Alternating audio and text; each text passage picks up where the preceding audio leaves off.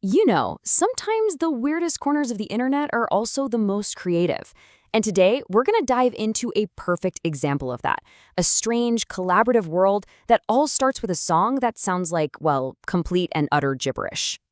Okay, so just look at these lyrics for a second. Cocoa with cookie, flamingo, mustard, mousefish, attention. I mean, it sounds like total nonsense, right? Like someone just smashed a random word generator. But believe it or not, this is from a song with a surprisingly deep and deeply strange story behind it. So what if I told you that this song somehow connects all of those things? Yeah, medieval monks, the Beatles, and the German electronic pioneers Kraftwerk. It sounds absolutely impossible, doesn't it? Well, that's the bizarro story we're going to unravel today. All right, so to even begin to understand what's going on here, we have to start with the official history of the Banalotopia Anthem, at least as it's told by the project itself. This whole backstory comes from a YouTube video presented in this perfectly deadpan, kind of dry documentary style by a host named Elton Wagner. He presents the anthem as this major piece of music with a long, storied past and, quote, worldwide success.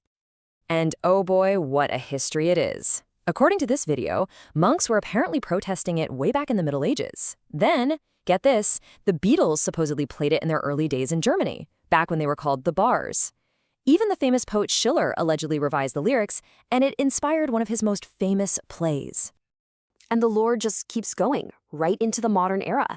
The story goes that in 1978, the legendary German electronic group Kraftwerk had a minor hit with their version of the anthem in France, though supposedly they never played it again after that one time.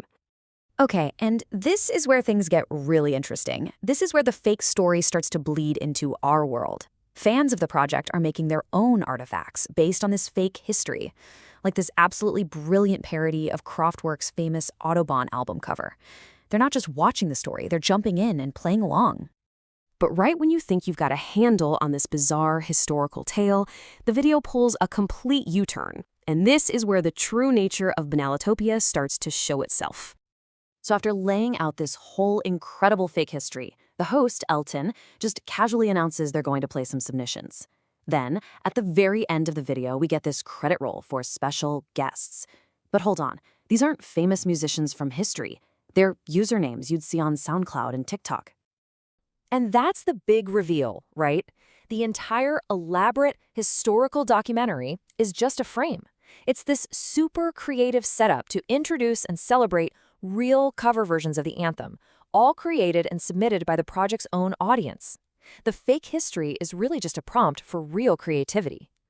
And man, that community response, that is the absolute heart of Banalopia. This is where a weird little fictional story just explodes into something real, collaborative, and honestly, pretty special. The video features submissions from a whole range of creators with amazing names like Noodles for My Poodles and Fake Man. And you can see they're coming from all over, SoundCloud, TikTok. This thing is really spreading. And when I say spreading, I mean it. This isn't just some local German inside joke. The project's reach is totally global. We've got a submission, for example, that came all the way from Scotland. The creators, a TikTok user called Colgate5142, posted their video with this note. It's just perfect. They're basically like, hey, we're Scottish, we don't really speak German, but we're huge fans and we just wanted to join in. I mean, that captures the whole spirit of this thing, doesn't it? So you've got this amazing contrast. On one side, you have the lore, this supposedly super important historical German anthem. But the reality, it's this awesome global community of people, many of whom don't even speak German, all coming together to put their own spin on this completely made-up song. And if you scroll through the comments on TikTok and SoundCloud, you see this phrase pop up again and again. I embrace Banalotopia. It's become their slogan, their calling card.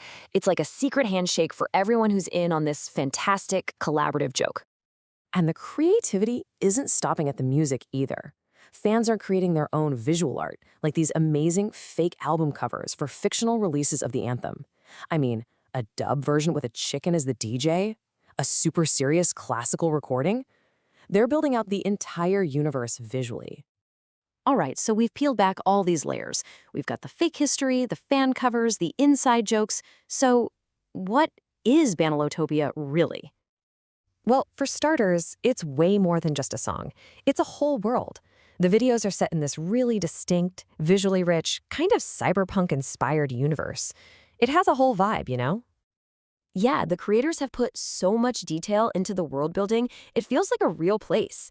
And that atmosphere totally inspires the tone of the entire project. So if we had to put a definition on it, what would it be? Well, at its core, Banalotopia is a collaborative, surrealist art project. And its whole goal is to intentionally blur that line between the creator and the audience, using its own made-up story as a creative launchpad for its community. And that, right there, is the magic of it all. This isn't just a story being thrown at you. It's not passive. It's a world you're being invited to come and help build yourself. You know, it really makes you think, doesn't it? In an age where we mostly just consume stuff, binge watch shows, scroll endlessly through feeds, maybe projects like this are pointing to a different way forward. Could the future of entertainment be something more participatory, something we actually build together? It's a huge question and honestly a pretty exciting one. And this weird, wonderful, and totally unique corner of the internet is asking it in the most creative way imaginable.